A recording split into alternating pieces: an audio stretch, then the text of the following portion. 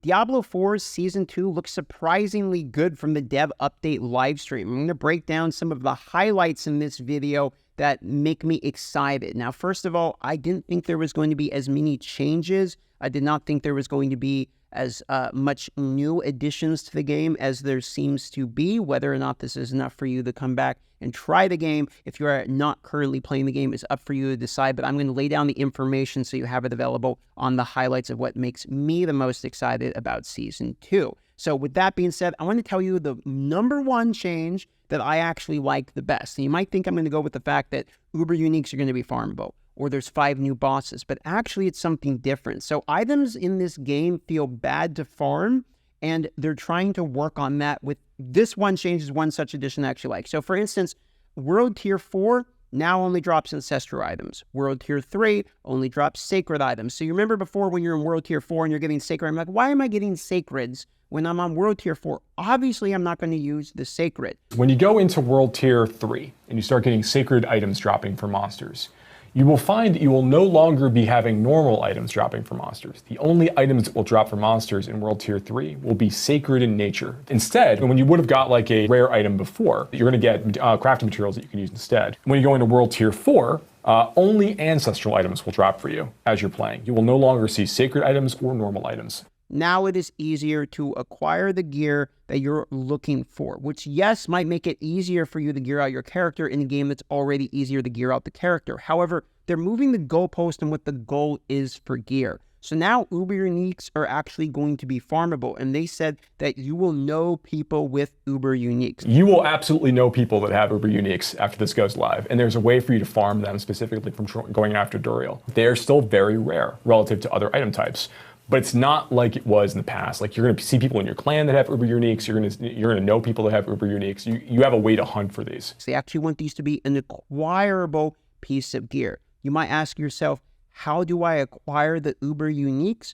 Well, it's fairly simple. There is a new Uber boss, which is easier than Uber Lilith, they stated, called Duriel. In order to summon him, as well as other new bosses, you're going to need to acquire boss summoning materials, which will be tradable, effectively making trading in the game somewhat matter, because now there might be an economy around getting the materials you want in order to farm the boss that maybe drops the unique you want. Because not only can now you farm the Uber Uniques through the Uber Duriel boss fight, but the new uniques coming to the game, for instance, Varshan, these new bosses have targeted unique loot pools. So if you're looking for certain uniques, then you can actually target farm these bosses by doing specific things within the game. For instance, Tree of Whispers is going to give you the materials you need to summon Varshan, and Varshan will have a loot pool of unique. So if you want to go hunt Varshan, you need to go complete Whispers. There's chances for you to find like malignant creatures as you're completing Whispers in the overworld, and you'll also be able to get these new malignant body parts you need from completing Whisper bounty turn-ins. You'll be able to go and basically throw these materials into this new brazier that we've added to be able to summon Varshan back from the dead to fight him for the special loot that he has. Now you might say to yourself, well, DM, that doesn't really matter to me because uniques are dog shit in this game, to which I would agree with you. Well, here's the thing. They're actually changing uniques. So on the 10th, they're going to be doing another live stream. And yes, I will be live when that comes out to actually watch that one live. I will be home by then. Apologies for the bad audio. But uniques are going to change significantly is what they state. And that will be announced on the 10th with a full list of changes. We still actually have more to talk about. Yeah, we didn't talk about classes. We didn't talk about unique items. We didn't talk about unique item changes. We didn't talk about the damage buckets. And I will note, like, unique item changes, like I said before, like pretty much almost all unique items, or nearly all unique items, are getting some sort of update, which we will talk about on October 10th. Now you might be wondering, okay, this sounds good for normal standard gameplay, but what about the season coming up? So actually there's significant changes in the season as well. So for this Season 2 is going to be both partly like Caged of Hearts, but also not like Caged of Hearts. So let me actually explain to you the differences here. So Caged Hearts go in the jewelry sockets. Vampire powers, it is a Season of the Blood, and there are 22 new vampire powers for you to choose from, are going to go into armor slots. Throughout the season, players are going to be able to acquire up to 22 vampiric powers as they play. And these are designed such that they are, unlike in Season 1, where with Wellington Hearts, we had a lot of very class-specific hearts baked in.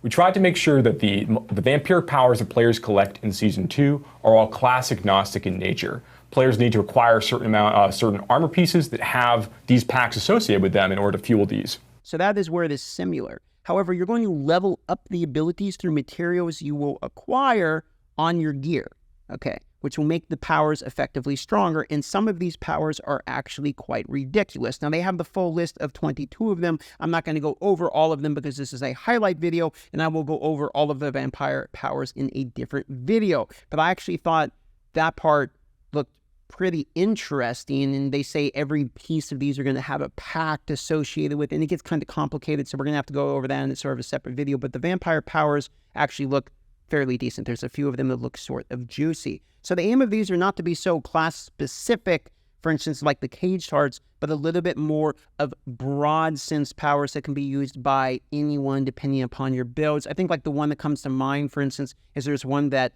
increases your damage of your ultimate based upon how many dots, are currently going on the enemies around you. I think it was like 12%. I'm doing that from memory, so you have to excuse me. Like 12% increased damage per enemy that's currently suffering the damage over time effect. So you can see they're trying to put these powers out into the ether in order for people to take them and try to run with them with new builds. So that is effectively how the Season of the Blood powers will work. But there's more coming to Season of the Blood. So Season 1 was basically just caged hearts, okay?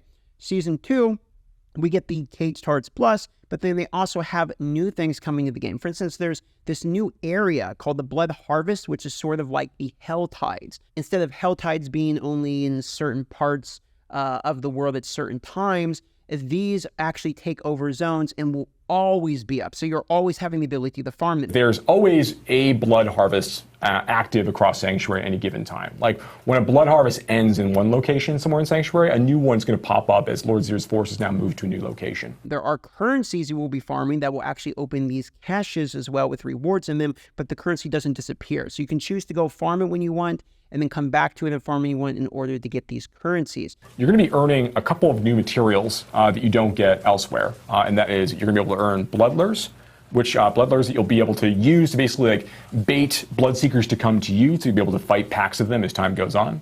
And you're also going to be earning these vampiric keys you can use to open like prisoners like cuffs, to be able to open vampiric caches and other things out in the overworld. Now, you're going to earn blood lures, which are going to bring in something called blood seekers. The way I understand the explanation of these are like NPC players. So it's not real players, but they're basically based around player classes. So like there's a barbarian, and the barbarian will use skills like whirlwind. There will be necromancers, things like that, rogues, what have you, that will be associated with the skill sets within those classes. So you're going to almost have like PvP battles, but not really because they're not players. Again, you are playing against a computer, and they drop the potent blood. They're found in your overworlds, and they'll also invade you in dungeons. So if you are thinking of, like Dark Souls, Elden Ring, people invade you, you're doing a dungeon, you're going to get invaded, sort of like a butcher, or so that is my understanding as it currently states. So I thought that looks kind of interesting. There's also another linear progression system, or vertical progression system, I suppose,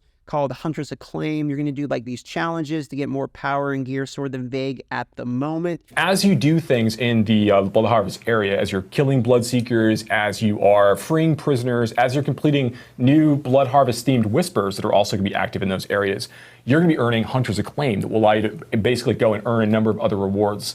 Some of the vampiric powers that you want to unlock for your character are available through this system. A few of them, and then there's lots of like potent blood you can get from the system, and then also gear as well as you're progressing through.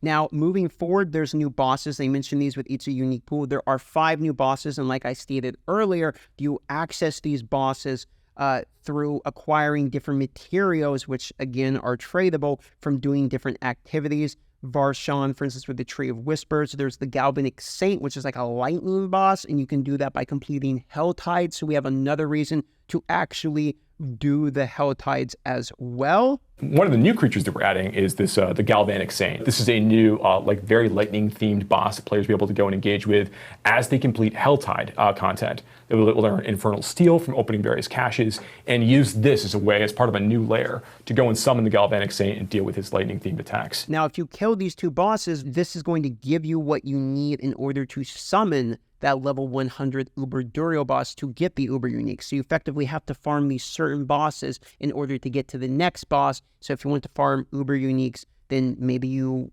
acquire a lot of gold currency and you trade, for instance, to another player to buy. If people are willing to sell it for gold, I'm sure they would be worth more than, people don't need gold as much as they're going to want the currencies for this, or I guess a friend could give it to you or something.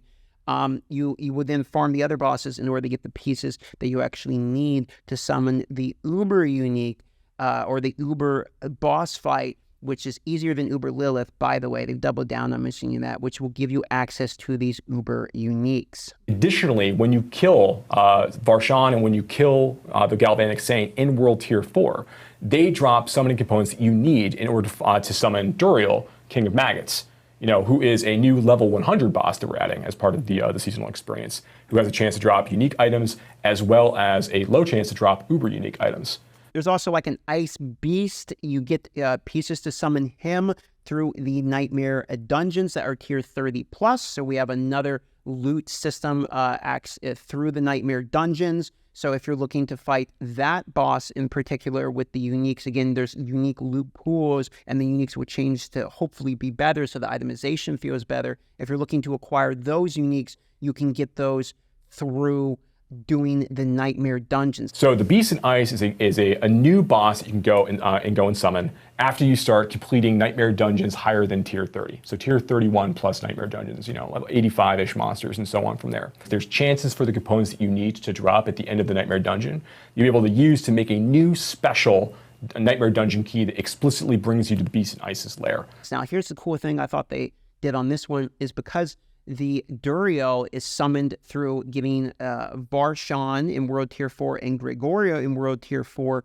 This means you're not gated by having to farm Nightmare dungeons in order to get Uber Unique. So even though Nightmare dungeons are already the goated, they didn't make them more goated by adding Uber Unique gatekeeping through Nightmare dungeons. I thought that was a smart decision. There's the story boss, Lord Zier. I wasn't 100% familiar with the loot that's going to be associated with that one, since it is sort of the story boss to Season 2. However, there's also an Uber version called Lord Zier, which you'll get by doing world bosses as well as Legion events. While you will be able to confront like a story version of Lord Zier as you go through the quest line in World Tiers 1 and 2, there is a much more difficult, challenging version of Lord Zier that you'll fight in World Tier 4. Once you're ready for that content, and you'll be able to access and summon forth Lord Zier this way as you kill world bosses in World Tier 4, and as you complete Legion events in World Tier 4. You'll be able to gather these materials forward and bring them to go and summon Lord Zier. So again, they're tying different bosses to different variety of content. So if you want like a Tempest Roar, you go do, Hell Tides. If you want this one, that's not actually the one it's for, but I'm saying certain uniques will be tied to certain bosses. So depending upon the class, there will be reason specifically to target other content in the game. I think that is a good change, because at the moment it's basically Nightmare Dungeon or quit the game, because Nightmare Dungeons are the GOAT. So forcing people out of the Nightmare Dungeons into the overworld is literally what I suggested one of the things that they should do to help improve the game is get people out of the Nightmare Dungeons. However, speaking of Nightmare Dungeons did get some quality of life buffs as well as some good changes associated with them. Teleporting now brings you directly inside of the dungeon, so you're not getting hit with that double loading screen. Events within dungeons now have monster density increased as well, which is a huge win in my opinion, because everyone loves density. I've been playing Path of Exile, and having these huge mob density that you blow through feels amazing. I think we should get as much density as possible. NPCs and events won't get one shot instantly. There are some very annoying ones, like the ones with the dude that puts their head through the thing, like the stockades or whatever it is, where they're stuck there. They can get like insta-gibbed. So the NPCs will be a little bit more tanky, the ones you have to save, for instance. Okay, traps are more visible, and CC has been reduced. Paragon Glyph experience is being increased as a reward, because Paragons are a pain in the booty to level. There is changes to some of the most annoying things like Lightning Storm, Backstabber, etc. So that way you don't get one shot as much, or it's not so annoying. Effectively, they're trying to reduce the shit that everyone's moaning about and make stuff that people think feel bad better. They are doing some changes around Nightmare Dungeons to make them smoother and better while trying to still incentivize you to go outside of the Nightmare Dungeon. So I like that they're still improving quality of life on a part that's an already too important part of the game, but then while still making that better, they're forcing you outside the Nightmare Dungeon. I think that was a good decision in my own personal opinion. They once again tried to remove doubling back in Nightmare Dungeons, and now it's much more about just get to the boss, find the boss, kill the boss. Like people like killing bosses. So I like that as well. And I'm mostly excited to learn about these world bosses, or the new 5 new bosses and the unique changes, because I still think the biggest complaint currently people have within Diablo is the fact that itemization doesn't feel good, which is why the one I started right in the beginning was World Tier 3, Sacred only, World Tier 4, Ancestral only, which will mean you get your gear even sooner, which has been a complaint. But now it's more about farming the uniques through these new target farming methods in order to get the uniques, and then hopefully uber uniques for the mega grinders, or specifically, it's not really even supposed to be mega grinders. It's supposed to be achievable for people that are actually playing the game now, but still rare and difficult to acquire. How they balance that, I don't have the numbers on. We'll find out together. I think where really the weight of this comes down to is the next Campfire Chat, when we learn the unique item changes and how much exactly these item changes on the uniques will affect the power of these uniques. A lot of uniques feel bad. Barbarian is a great example of somebody that doesn't have uniques to really do almost anything. And while they added, vulnerability and critical damage, etc., to certain items a while back to try to make them even better, fundamentally still they don't feel so great, all of the uniques. So if they make uniques actually good and exciting to acquire, then give us bosses to fight in order to target these uniques, and then have overworld events, Legion events, things you need to do that aren't just Nightmare Dungeons in order to unlock these bosses, we might actually have a somewhat satisfying gameplay loop that ends on you getting uber uniques, your target farming. So that is sort of what we're seeing so far. They're also going to talk about resistance changes, the fact that vulnerability and critical strike damage and are way too overpowered, as well as class balance changes in the upcoming live stream. So we have some of the conversation already acquired, which so far is looking, I will admit it, better than I thought. I thought it was going to be a Season 2 snooze fest, in my own personal opinion. I thought it was going to be Cage Charts 2.0. This looks a little better than I was expecting, so we'll have to see what happens on the 10th with the next update live stream. And that one, I think the real telltale sign is going to be the damage buckets plus the unique changes in order to see the full picture on how this new gameplay farming loop is going to go together. That's just a brief overview. I'm sure I got some of these not 100% as detailed or accurate as I would like. Again, I am actually currently at Blizzard headquarters, but not for Warcraft, not actually for Diablo 4. So I haven't got a chance to talk to them or in person or anything about Diablo 4, unfortunately, in detail as much as I would like. But this is my understanding so far as how it goes. Looks better than I thought. But again, I'm holding my opinion until the 10th on whether or not these are really big changes for the game until we see what they say on the 10th. That's all. So far I'm positive. Love you all. We'll see you on the next video.